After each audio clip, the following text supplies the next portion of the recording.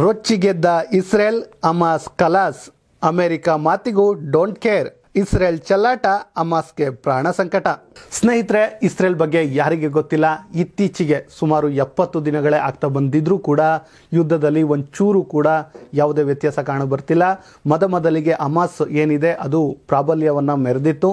ಆದರೆ ಇದೀಗ ಇಸ್ರೇಲ್ ಹಂತವಾಗಿ ಹಮಾಸನ್ನು ಮುಗಿಸುವ ಕೆಲಸವನ್ನು ಮಾಡ್ತಾ ಇದೆ. ಇದು ನಿಮ್ಮೆಲ್ಲರಿಗೂ ಗೊತ್ತಿರುವಂತಹದ್ದೇ.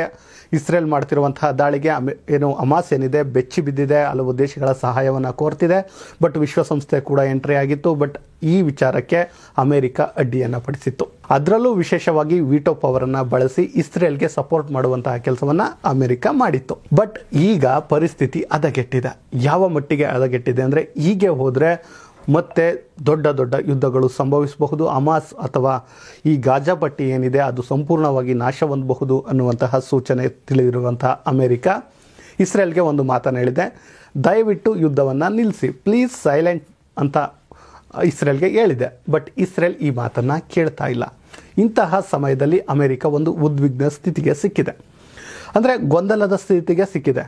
ಯಾಕಂದರೆ ಯುದ್ಧವನ್ನು ನಿಲ್ಲಿಸಿ ಅಂದರೆ ಇಸ್ರೇಲ್ ನಿಲ್ಲಿಸ್ತಿಲ್ಲ, ಈ ಕಡೆ ಇಸ್ರೇಲ್ಗೆ ಕೊಡುವಂತಹ ಬೆಂಬಲವನ್ನು ಸ್ಟಾಪ್ ಮಾಡೋಕ್ಕೂ ಆಗೋದಿಲ್ಲ. ಯಾಕಂದರೆ ಉಕ್ರೇನ್ ಇರಬಹುದು, ರಷ್ಯಾ ನಡುವೆ ಯುದ್ಧ ನಡೆದಾಗ ಅಮೆರಿಕದ ಒಂದು ವಾದ ಏನಿತ್ತು ಆ ವಾದ ಇಲ್ಲಿಲ್ಲ, ಅಂದರೆ ಇಸ್ರೇಲ್ ಪರವಾಗಿದೆ. ಆ ಕಾರಣದಿಂದ ಈಗ ಇಡೀ ವಿಶ್ವದೆಲ್ಲೆಡೆ ಅಮೆರಿಕದ ವಿರುದ್ಧ ಆಕ್ರೋಶಗಳು ಎದ್ದೇಳ್ತಾ ಇದೆ. ಹೀಗೆ ಅಮೆರಿಕದ ಅಧಿಕಾರಿಗಳೇನಿದ್ದಾರೆ ಇದೀಗ ಅವರು ಇಸ್ರೇಲ್ಗೆ ಭೇಟಿಯನ್ನು ಕೂಡ ನೀಡಿದ್ದಾರೆ. ಅಲ್ಲಿ ಕೆಲವೊಂದು ಚರ್ಚೆಗಳು ಕೂಡ ಈಗ ನಡೀತಾ ಇದ್ದಾವೆ.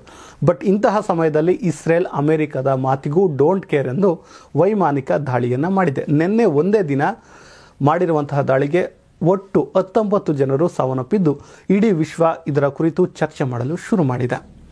ಸೊ ಆ ಕಾರಣದಿಂದ ಅಮೆರಿಕ ನಾನು ಏನು ಮಾಡ್ತಿದ್ದೀನಿ ಎನ್ನುವಂತಹ ಪರಿವೇ ಇಲ್ಲದ ಕಾರಣ ಇದೀಗ ಅಧಿಕಾರಿಯೊಬ್ಬರನ್ನು ಕಳಿಸಿದ್ದಾರೆ. ಈಗೆಲ್ಲ ನಡೀತಾ ಇದೆ. ಇನ್ನು ಸ್ನೇಹಿತರೆ, ಈ ಬಗ್ಗೆ ನಾವು ಇನ್ನೂ ಹೆಚ್ಚಿನ ಮಾಹಿತಿಯನ್ನು ನೋಡೋದಾದರೆ, ಇಲ್ಲಿಯವರೆಗೂ ಹಮಾಸ್ ಉಗ್ರರು ಏನೆಲ್ಲ ಮಾಡ್ತಾಯಿದ್ರು ಅವರೆಲ್ಲರೂ ಈಗ ತಣ್ಣಗಾಗಿದ್ದಾರೆ. ಸಾಕು ನಮಗೆ ಯುದ್ಧ ಅಂತಿದ್ದಾರೆ. ಬಟ್ ಇಸ್ರೇಲ್ನ ಅಧ್ಯಕ್ಷರಾದ ನ್ಯಾತ್ಯಾನ್ ಮಾತ್ರ ಯಾವುದೇ ಕಾರಣಕ್ಕೂ ಯುದ್ಧ ನಿಲ್ಲಿಸೋದಿಲ್ಲ. ಅವರು ಅಂದರೆ ಏನು ಹಮಾಸ್ ಉಗ್ರರು ಇದ್ದಾರೆ ಅವರು ಅಂತ್ಯ ಆಗೋವರೆಗೂ ನಾವು ಯುದ್ಧವನ್ನು ನಿಲ್ಲಿಸಲ್ಲ ಎನ್ನುವಂಥ ಮಾತನ್ನು ಹೇಳಿದ್ದಾರೆ. ಇನ್ನು ನಿಮಗೆ ಗೊತ್ತಿರಲಿ ಮಾಹಿತಿ, ಯುದ್ಧ ಶುರುವಾಗಿ ಇಲ್ಲಿವರೆಗೂ ಇಸ್ರೇಲ್ನ 115 ಸೈನಿಕರು ಸಾವನ್ನಪ್ಪಿದ್ದಾರೆ. ಇದಷ್ಟೇ ಅಲ್ಲದೆ ಎರಡೂ ಕಡೆಯವರು ಸೇರಿ 20,000ಕ್ಕೂ ಹೆಚ್ಚು ಜನರು ಸಾವನ್ನಪ್ಪಿರುವಂತಹ ಸಾಧ್ಯತೆ ಇದೆ ಅಂತ ಹೇಳಲಾಗ್ತಿದೆ. ಇಂತಹ ಸಮಯದಲ್ಲಿ ನಿನ್ನೆ ಮತ್ತು ಮೊನ್ನೆ ಇಸ್ರೇಲ್ ಮತ್ತೊಂದು ಪ್ರಯೋಗವನ್ನು ಮಾಡಿತ್ತು. ಏನು ಇಸ್ರೇಲ್ ಏನಿದೆ ಹಮಾಸ್ನ ಸುರಂಗ ಮಾರ್ಗಗಳು ಏನಿವೆ ಅದರೊಳಗಡೆ ಸಮುದ್ರನ ನೀರನ್ನು ಬಿಟ್ಟು ಇಸ್ರೇಲ್ನ ಉಗ್ರರನ್ನು ಸಾಯಿಸುವಂಥ ಕೆಲಸಗಳು, ಅವರು ಅಡಗಿಸಿಟ್ಟಿರುವಂತಹ ಶಸ್ತ್ರಾಸ್ತ್ರಗಳನ್ನು ತಟಸ್ಥಗೊಳಿಸುವಂಥ ಕಾರ್ಯಗಳನ್ನು ಕೂಡ ಮಾಡಿದ್ದು ಅದೆಲ್ಲರಿಗೂ ನಿಮಗೆ ಗೊತ್ತಿರುವಂಥ ವಿಚಾರ. ಒಟ್ಟಿನಲ್ಲಿ ಟೋಟಲಾಗಿ ಹೇಳೋದಾದ್ರೆ ಸ್ನೇಹಿತರೆ, ಈಗ ಇಸ್ರೇಲ್ ಏನಿದೆ ವಿಶ್ವದ ದೊಡ್ಡಣ್ಣನ ಮಾತು ಕೇಳ್ತಾ ಇಲ್ಲ ಅನ್ನುವಂಥದ್ದು ದೊಡ್ಡ ವಿಚಾರವಾಗಿದ್ದು ಇಡೀ ವಿಶ್ವ ಈಗ ಒಂದು ದೊಡ್ಡ ಚರ್ಚೆಗೆ ಕಾರಣವಾಗ್ತಾ ಇದೆ. ಅಮೆರಿಕ ತಪ್ಪು ಮಾಡ್ತಾ ಅನ್ನುವಂತಹ ಪರಿಸ್ಥಿತಿಗೆ ಬಂದಿದೆ. ಸ್ನೇಹಿತರೆ, ಇಸ್ರೇಲ್ನ ಅಪ್ಡೇಟ್ ಇದಾಗಿತ್ತು. ಇಂತಹದೇ ಸುದ್ದಿಗಾಗಿ ಸದಾ ನೋಡ್ತಾ ಇರಿ ಲಯನ್ ಟಿವಿ ಕನ್ನಡ.